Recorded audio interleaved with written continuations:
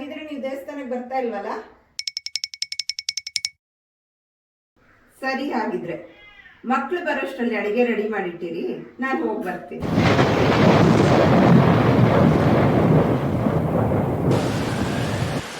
ಮೂರು whistle ಕೂಗ್ಸಿಲ್ವಾ? 3 whistle ಅಕ್ಕಿ ಬೆಂದೇ ಇಲ್ಲ ನೋಡಿ, ಅಕ್ಕಿ ಬೆಂದೇ ಇಲ್ಲ.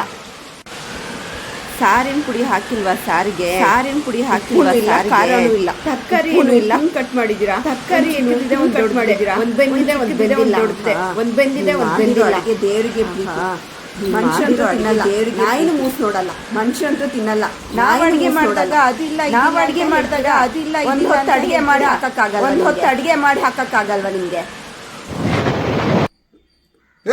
ಯಾರು ಹೇಳಿದ್ದು ನಾನು ಬರ್ತೀನಿ ದೇವಸ್ಥಾನಕ್ಕೆ?